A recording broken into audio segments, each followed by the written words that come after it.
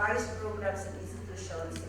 It is there to do that, to provide that platform for matching industry and academia, as we did in many of the projects and the endeavors of the UST. So we now move to our next reactor.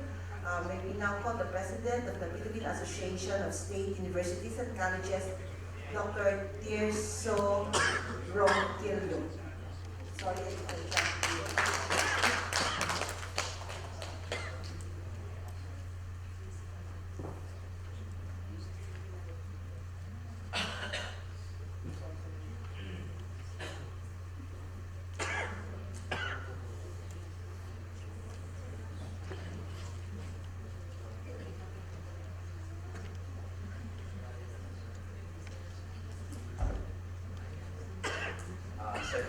Again, and I saw you Suludo, R.D. Madrigal, and Dr. Montoya, my partners in the panel. To all the participants, magandang gabi na po yata.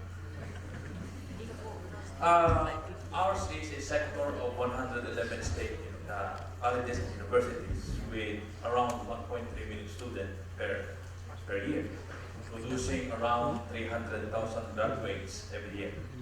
Now, why do we need industry-academic linkage or collaboration?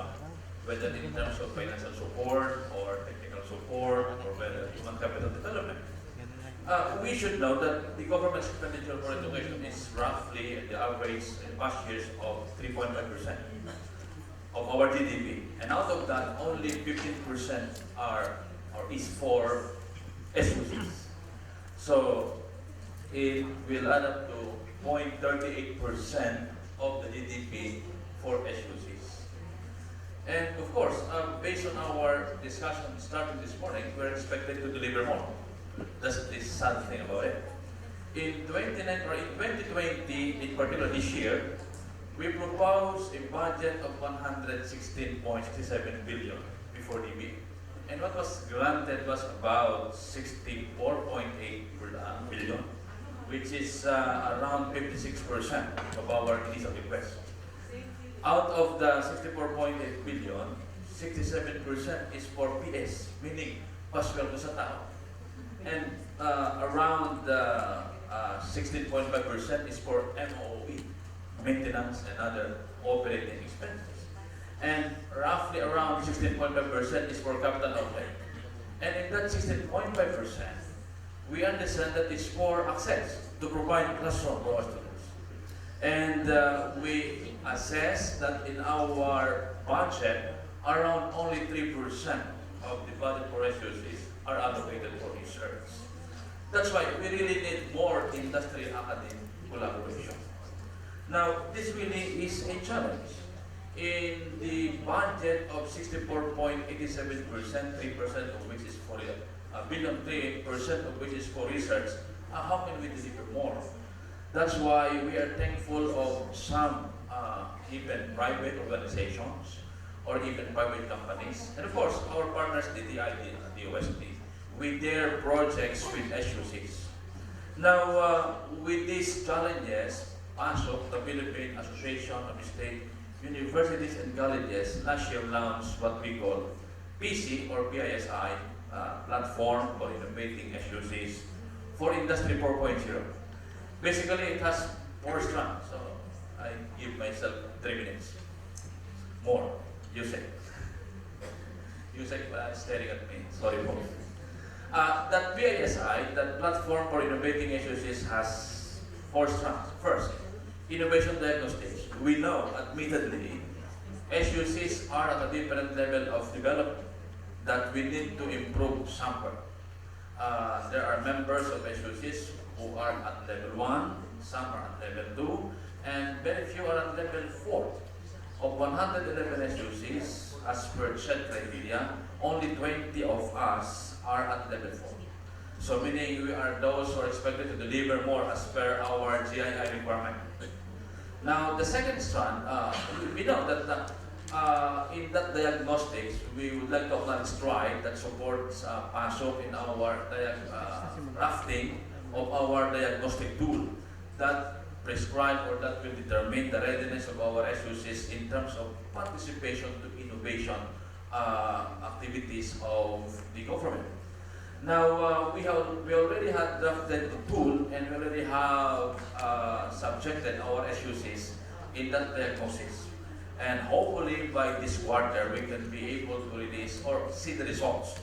In what areas we need some improvement on. So we are also excited about it. And we are at Stride, together with Stride, will be sharing with you the results, no? And of course, maybe informing some of our government partners, the DOST, TDI, CHED, on how we can do together or how we can perform together to improve the performance of our SUCs when it comes to innovation. Second strand is innovation capital development. We consider all staff of the university as innovation capital, whether students, whether faculty, whether employees. And in this strand, we have a pipeline set of trainings for even leaders, even for presidents, for vice presidents, for faculty, for research. We have partnered with Singapore Polytechnic and Philippine Development Foundation in this area or in this strand. In this strand, for example, there is a training for president. Of course, president should be given its own training. Faculty or researchers should be given its own training. Some of our faculty will be given training on AI or even data analytics or even Internet of Things. Of course, we cannot expect presidents to be trained on artificial intelligence because they believe they are already artificially intelligent. The presidents. Okay.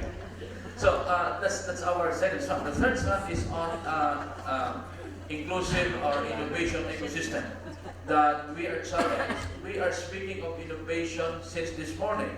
In many fora or in many conferences, we always participate on discussion on innovation. But the question is, are we really ready? What should be set up in our university? It should be an ecosystem. It should not be only an effort of a department. There should be a program, there should be infrastructure, there should be support in our SUCs. And that will be what we have seen in our diagnostics. Some of the SUCs maybe have existing programs. Some may have its infrastructure, but others are not. So in that strand, third strand, even it will capture support for some of our SUCs who are capable of even putting up technology parks. Some of our SUCs have many idle lands. And we are partnering with PESA on how to teach or on how to develop for these SUCs their land use plan to be able for them to be prepared for some technology parks. Or it depends on SUCs, whether it is agro-ecotourism or maybe an IT park. So it depends. So our office is partnering with PESA on how to more or less make our SUCs knowledgeable on that aspects. And of course, some of our SUCs have ongoing programs with DOST on the TBI establishment, and we're thankful, of course.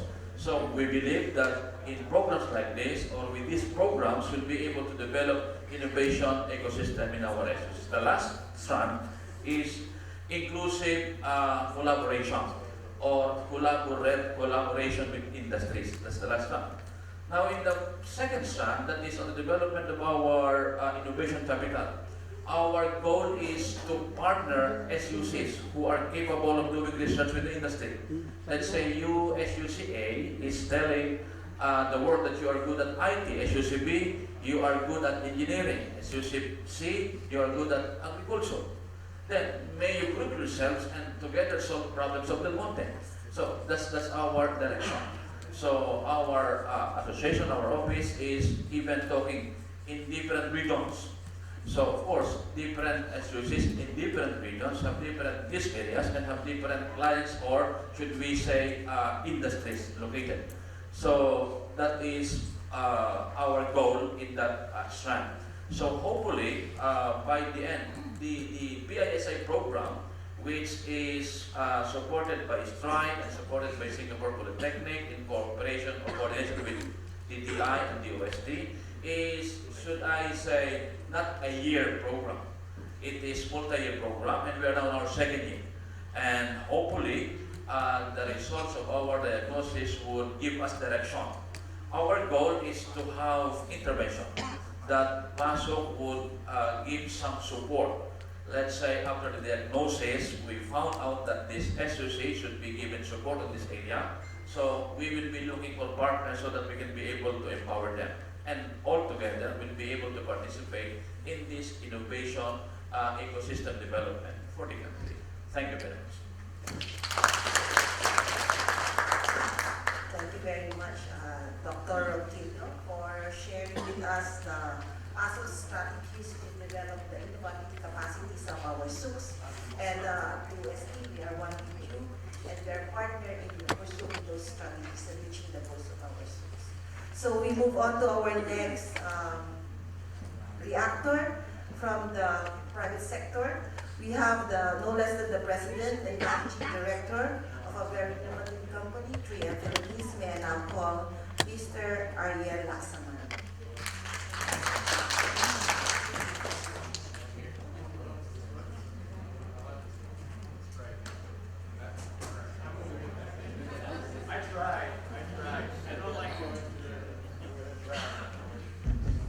All right, we were really trying to do it from the chair. But anyway, this has been a very productive meeting for me, just coming from private industry. So first of all, many of you know 3M because of probably the Scotch-Brite brand. Yung mga naguhugas dyan, right? That's 3M. And you heard some of our products. But we're more than that. We're actually have 90,000 products around the world. We only sell 3,000 here. We're a science-based technology company, really committed to improving lives of people around the world and doing business the right way. Sec Boy, Sec Guevara, we worked with DOST for the past 2 years in an MOU. So science and technology is really embedded in our hearts as a company. R&D is our business. You heard earlier, as a company, we require our businesses to have 30% of our revenue from inventions in the last 5 years. So there's a financial effect on us. So our company is based on R&D. Now the good news is, based on what the two doctors mentioned today, Dr. Destura, who I met 2 weeks ago at the NCOV hearing, and then Dr. Madrigal, of all places, right, to meet somebody. But that's what excites me, because there's 3 things I have to clarify today that the private industry can help. 1, we do have R&D in the Philippines. Second, we're open to collaboration. And third, please continue inviting us to these types of symposiums because it's really helpful in educating us. So on R&D, Isaac Guevara, we do have an R&D facility here in BGC. That's open to you, to universities, based on our collaboration with DOST. So in terms of that ranking moving from 43 to 42, maybe it's just a matter of us helping report that. So that was an eye-opener for me that we need to be more vocal about that. And we're not alone. I'm a board of director for the American Chamber. And Coca-Cola, GE, a couple of other companies have also committed to R&D here and have been operating. So that's part of where we as private industry probably need to be more vocal in helping you report in that aspect. Now the second, on collaboration, this is where many of you will be very interested. It is. We're all open to that. 3M in particular, we can't do a lot of our innovation alone. Many of our inventions, we either license, collaborate with universities, in the UK, in the US, many parts of the world. In the Philippines, it's embryonic. I've only been here as an expat for the last 3 years. Yes, I am Filipino, but I have been away for 2 decades, and I'm rediscovering my own country. What I'm proud is, you look at innovators like Dr. Destura, right? As small as that voice, it makes me proud to at least hear that voice and to be an advocate on the private industry side. And to be a fellow Filipino working for a multinational, that inspires me to say, what can we do next? So some of the challenges they had on the RX box, right? Changing protocols in hospitals. Well, guess what? 3M has a big healthcare business. You probably didn't know that. The Littmann stethoscopes that doctors usually like to have, that's made by 3M. In my 2 years here, 2.5 years, we've been proponing like patient warming and infection prevention. Those are 2 big businesses for us that have been successful here in the Philippines in the last 2 years. The third part is liquid warming. You know, when you're infusing blood, but that's a change in protocol, like the RX box. So we've learned those as well. So part of what we can give you access to, in addition to our R&D facility here, is access to end customers. We have access to a lot of end customers, whether it's in oil and gas, in hospitals, in retail.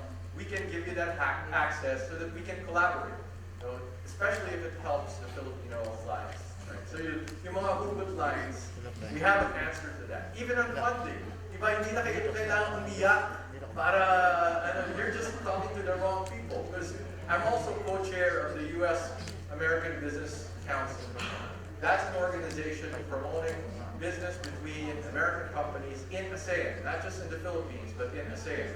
And part of our mission when we're here is to look for investments like that. So it's really amazing that simple forums like this opens up opportunities. So continue to do that. That's why that's my last point. It seems that communication really needs to improve. So these things really can't stop because internet is low in our country. So I'm hoping one of the innovations really becomes that.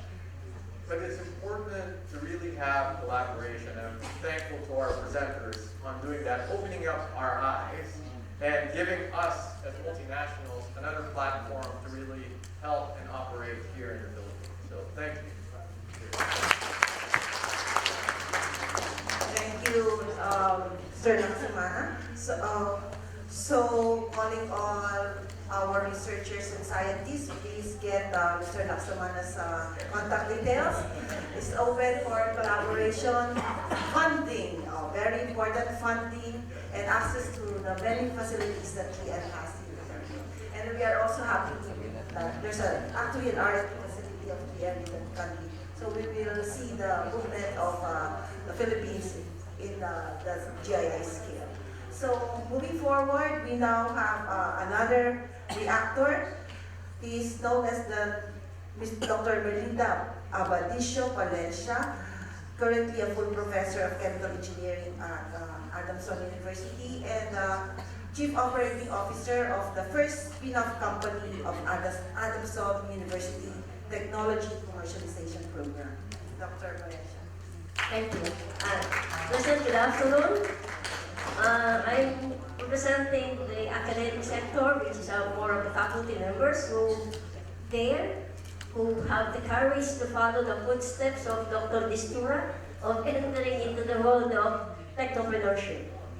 So, on the different presentations given early this afternoon, I would like only to share to you some of the main points about industry and academic partnership. The main points are on both the industry and the academic partnerships open opportunities for applied research. And hopefully, these opportunities for applied research will not be focused mainly on product development that will increase the market share of the private companies, nor improve the financial viability of the institutions. It should not also focus only on process and operation improvement so that it will create more efficient operations. Hopefully, the industry and academic partnership will venture into a third aspect of development, and that is community and national development. We hope that the industry will partner with the academe not only on the concepts of business, but rather on the concept of national development, particularly on community development, in terms of putting money into research and innovation as a form of CSR. So CSR nowadays are more focused on donations, dollars, giveaways, but we have to look into the innovative way of also putting money into research and innovation so that the development will be focused on national concerns, particularly environment and public health. Also, the partnership can also focus on the development of related downstream industries. The academic can partner with industry to be able to help other downstream local industries. On the other aspect is what we call technology commercialization. The partnership opens technology commercialization mainly through the adoption of the technology and mentoring of the industry partner to the innovators of the different academic institutions. The mentoring can focus on marketing strategies and business identification. So, with the expertise of industry and the new minds of researchers going into technopreneurship, the mentoring of industries is very important and vital to ensure the success of spin-off companies. Also, the industry can share their networks and resources, just like what 3M is really willing to do in sharing the resources to the academic institution. The other aspect of the partnership is what we call sustainability of technology development. The regional offices of the Department of Science and Technology is really very vital in establishing these linkages between industry and academic institution. I have experienced, for one, that our product has been introduced, our product has been tested, our product has been able to establish distribution network through the different regional offices of the USD. May I ask big applause for the regional offices. They are very vital in establishing the linkages between applied researches and industry application. Another point that we should consider is what we call identification of specialization of universities. And I think this was been discussed by Dr. Ronquillo.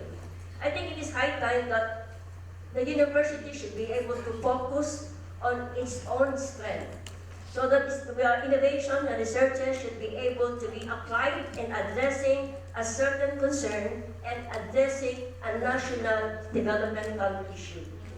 And in this identification of specialization, other universities can either do networking or do clustering by specialization, so that the funding of the researchers by the industries will be more focused and have a higher probability of success. The other concerns that we have, or the concerns and the challenges that we are facing right now are, first, most universities and educational institutions are focused on what we call ranking. And in the ranking of universities, they give more importance to publications and intellectual property. And I hope there will be some kind of a mind shift that conversion of research to innovative products and commercialized products will be given more emphasis and assistance. The other challenge will be the financial support. Though the Department of Science and Technology is really very generous in supporting and very supportive to all our researchers, I think the national budget should be given more emphasis to the OST. I think we should help the faculty members should help in informing or enhancing, or rather drumbeating the need for more budget for innovation and research to the Department of Science and Technology. Kailangan mas malaki ang budget ng DOST. I've been with the DOST, I'm not saying this, but I have really experienced this. Of all the government agencies, they are really using their funding to the fullest, and they really get it done. So I think the universities, the researchers, the faculty members should make a consultation or a forum with the Congress, the legislative body, the budget management body of our government, so that they can give emphasis to R&D. Our competition is not local product. We are competing with not only with ASEAN, not only with Asian, but also with the global products. Competitiveness now is global. So unless proper funding and focus of our government, national government, is given to R&D through proper funding to the UST, we cannot compete in the next 5 or 10 years. Another challenge to us is, as highlighted by Dr. Distura, is what we call technology support. Though our faculty members have bright ideas, great ideas, we are limited by the availability of testing laboratories. we are limited by the developing laboratories. So again, this will boil down to availability of funding. So we need technology support that will enhance the creation, the fastest way of creating new products and development of new technologies.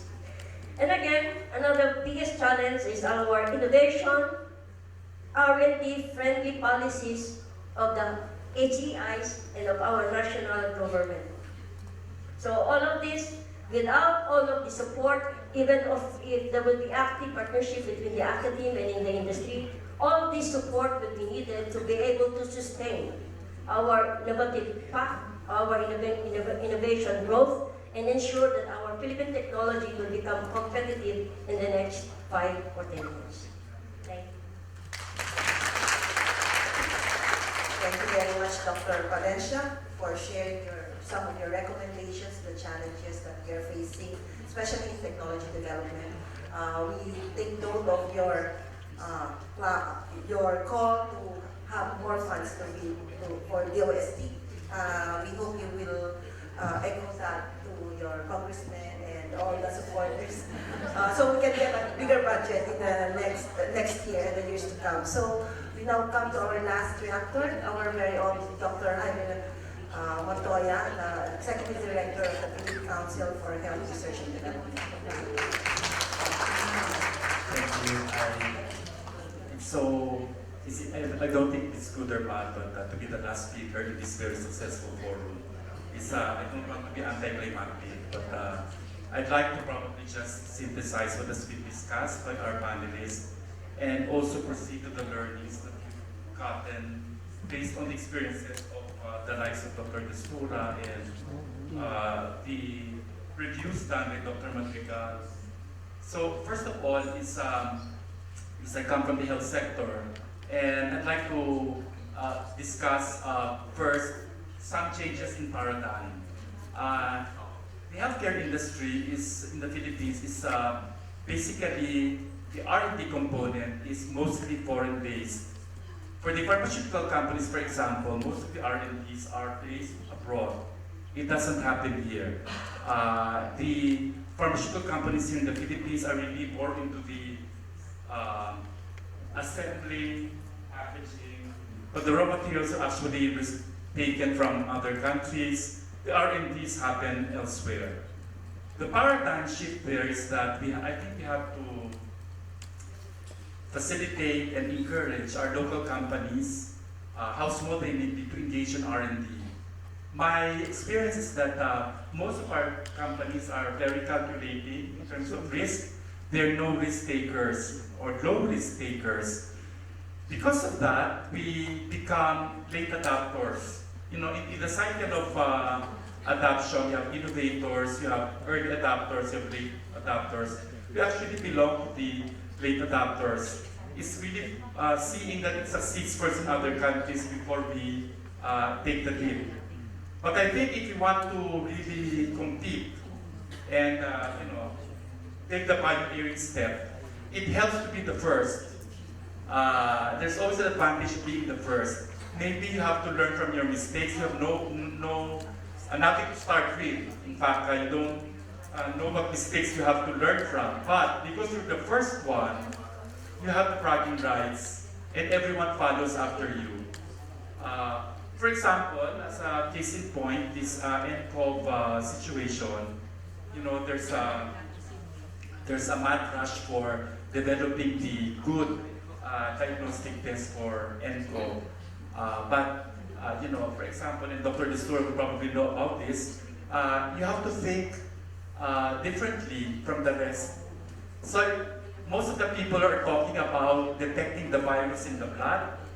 Maybe you have to go to the detection of antibodies. And in fact, this is the trend that's going now. Because once you have the primers now in RITN and the test isn't available, there are limitations to the kit. Because you may miss out on the detection of true cases. If you check for the presence of the virus, for example, you might be catching the patient in the window. It's too early, no symptoms, that worked up, so you don't know whether these patients are actually infected or not. But the diagnostic test using antibodies doesn't make a delineation whether you have the infection now or develop the infection 1 week from now or 6 months after. It doesn't matter. You'll be positive with the diagnostic test. That is why in this particular situation, you take the lead. So a laboratory in the Netherlands, for example, developed the antibody testing for nCoV. We already talked with the developer, Marion Koopmans of the Erasmus Medical Center. Maybe we can have a discussion later. She's willing to work with us to develop the kit with for the antibody detection, not the detection of the virus, detection of antibodies. In this case, you'll be able to get a better picture of the burden of infection. Alam ko kasi issue ngayon, sasakay ka talaga dapat because may nagsasabi wala pa daw tayong community transmission. How can you possibly say that there's no community transmission? You're not testing all of the people who are supposed to be tested. We're testing only the people who have symptoms. We don't know whether those who are asymptomatic contacts or secondary, tertiary contacts of the people who are infected already carry the virus. You don't have the symptoms, but we're not testing them. See? The case fatality rates are up because their denominator is low. So if you actually look at all of the population, the case fatality rate is supposed to go down. And then you will be able to address the panic of the people now. So, first case in point, you have to be responsive, dynamic, mabilis ang galaw. Dr. Destura, when no one was talking about dengue diagnostics, nandun siya kaagad. So, that is something that we have to learn from. Hindi tayo dapat yung nag-iintay na lahat ay gumagawa na at saka tayo sasama. No? I mean, there's a lot of advantages being there. Second one is investments in R&D. As I said, the private sector should invest more. I should share with you our experience. Of course, the biotech end is one, but I'd like to share another example, which is the AccessMe system. It is the first effort, I think it's the first situation or experience that we've had to co-investing with the private sector in the technology.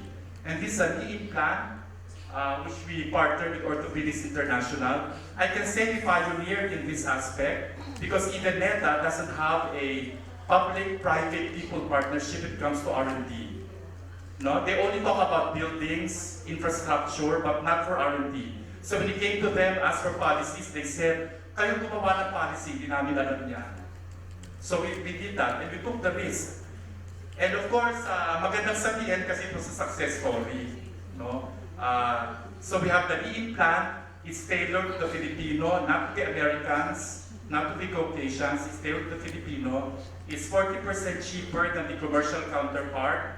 And it comes with a training for orthopedic surgeons to be able to do the knee implant at the fastest time and at the soonest time possible.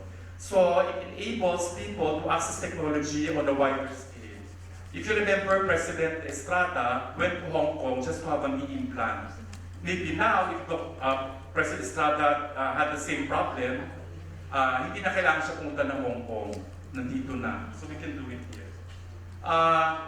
Second one is prioritization and people talk with each other, interaction. Malaking problema kasi sa research community ang overlapping researches, duplicating. How do you minimize the duplication? So you have to make sure that they have a research agenda and somebody monitors the research agenda. In the health sector, we do a midterm analysis every 3 years of alignment to the research agenda. We're actually inching, I say inching because we started at a very low 11%. Now it's at 21%. The reason being is that the private sector has its own money. They invest regardless of the research agenda of the country.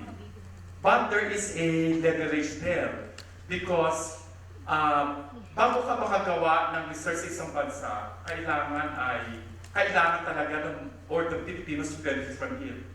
And it has to undergo ethics review involving human participants.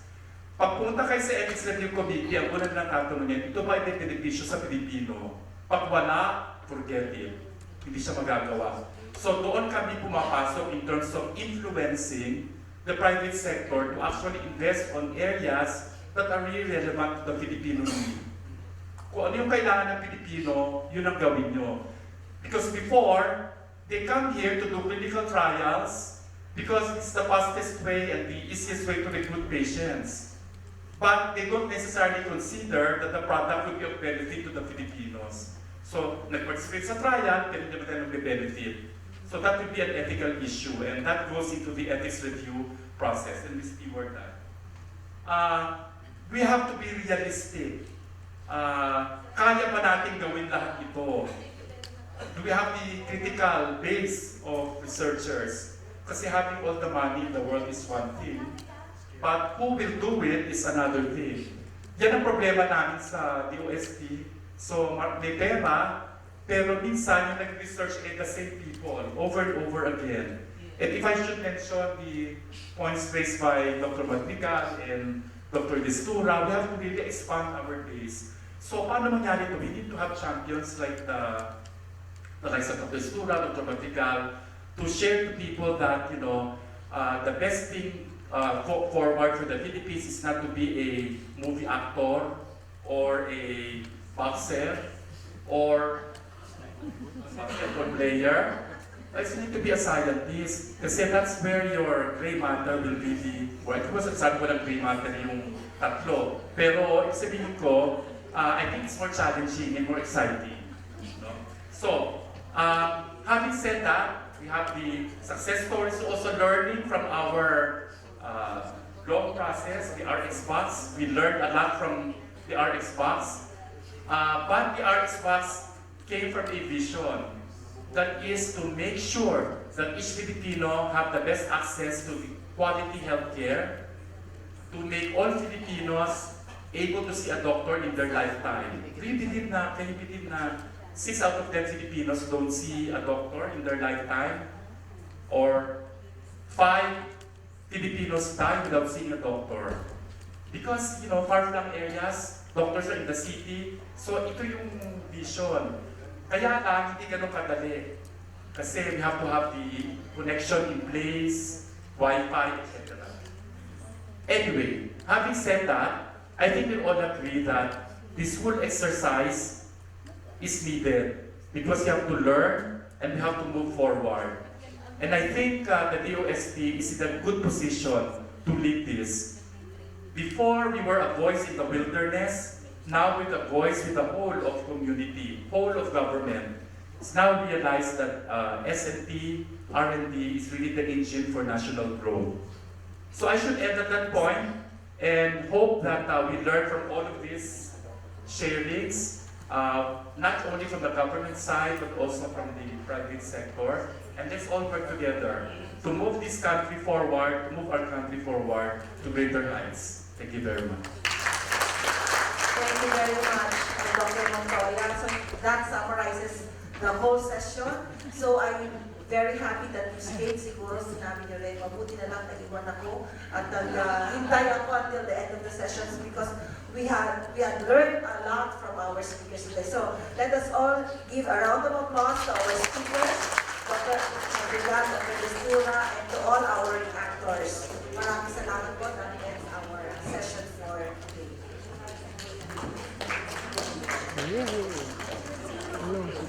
Thank you very much, Asik Donet, Zahabul, and to all our presenters and reactors.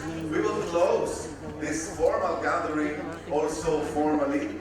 So let us have once again Mr. Andrew Michael Ong, the Director of the Regional Bureau for Asia Pacific of the World Intellectual Property Organization.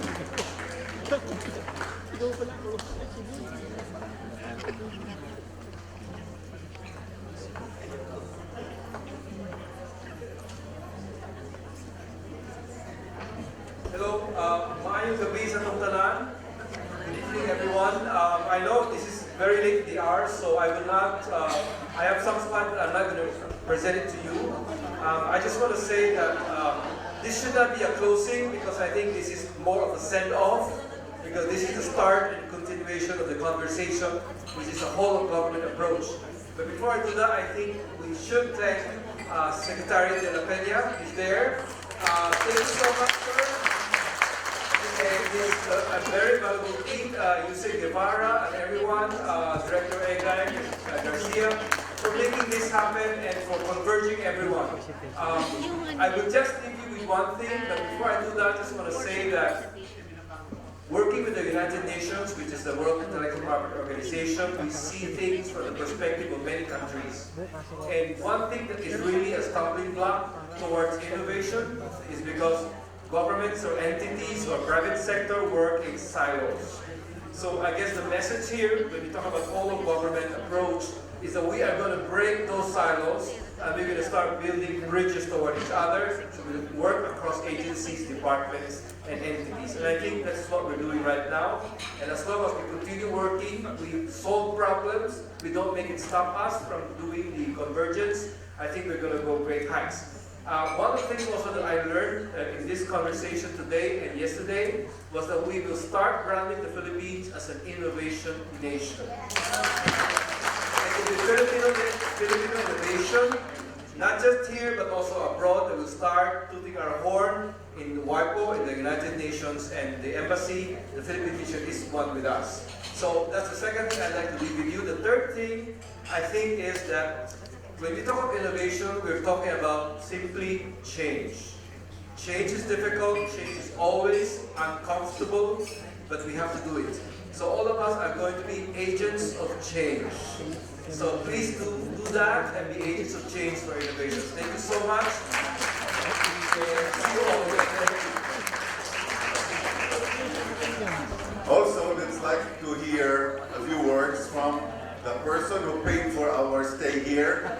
Let us hear the closing remarks from the company director, Edgar Garcia. Okay, number one again, everyone. I will not take much of your time because we are already over time. We're going to pay more. So that's it. So first of all, a special thanks to all our resource person and our panel of reactors. With them, we really learned a lot. And we will continue to deliver those accomplishments that you were suggesting, and hopefully we will lead towards the path of revitalized Philippines through Philippine innovation. And I think our secretary will also give a special message of thanks, and let's hear from our new secretary. Ladies and gentlemen, the person who ordered the company director to pay for our stay here will say the last words for today. It's really more of expressing appreciation for the last batch of reactors. I picked up a few points from their reactions. For example, I think it was Dr. Montoya who said our enterprises here, Filipino companies, are what he describes as low-risk takers. Okay? And therefore, that is, I think, what economists would say as far as R&D is concerned as a market failure. And so the government has to come in, and this is the reason why DOST is investing in R&D for industry, hoping that after a while the industries will be convinced about the importance of R&D. And I think we are accomplishing that in our Cradle program. The other one is the importance of collaboration, and it has been, I think, emphasized by practically all the speakers, from Dr. Valencia to Dr. Tirso Ronquillo.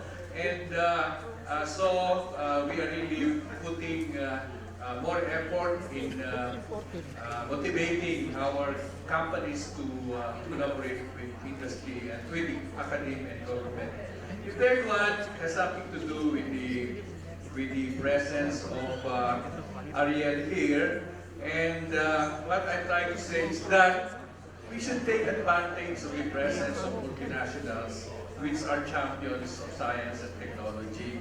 I think there have been many multinationals operating here, but we have not really taken advantage of the technologies and their interest in technology as far as we are concerned. Number 4, this is addressed to Dr. Ronquillo. Sabi nga ni Ariel, we don't have to cry. No? Actually, ang SUCs ay maraming untapped wealth.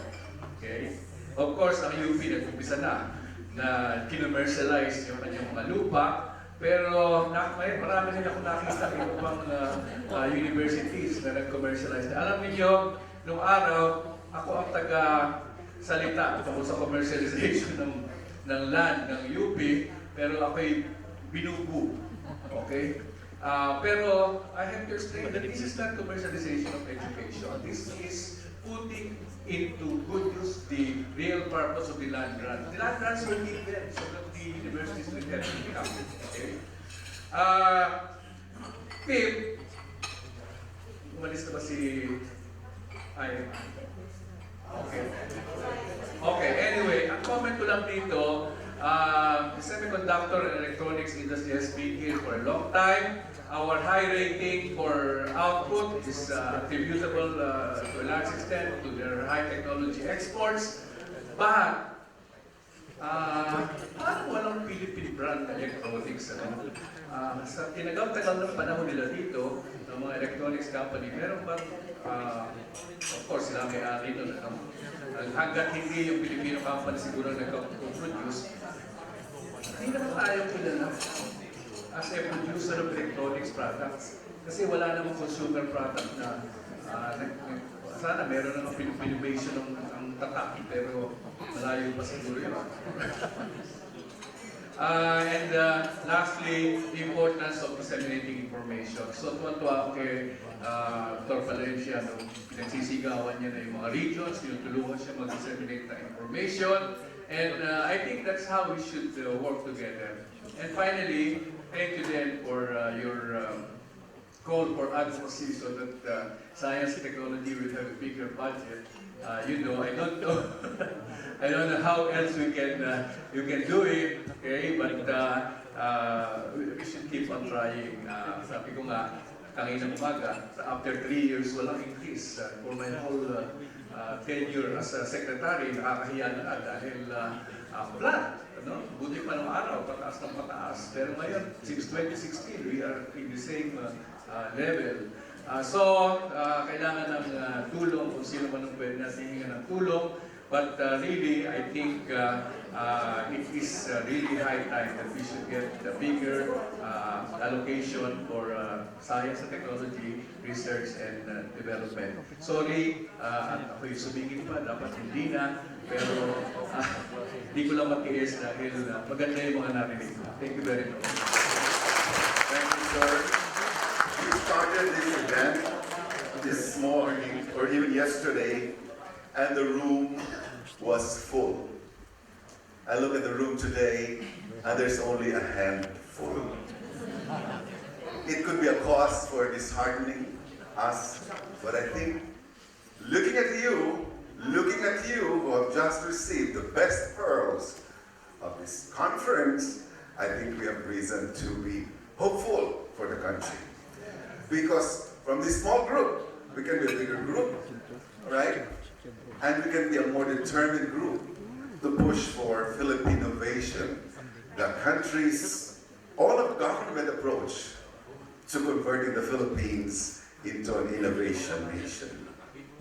Do you agree? Yes. Secretary de la Peña, he was USEC in 2007 when this thing started.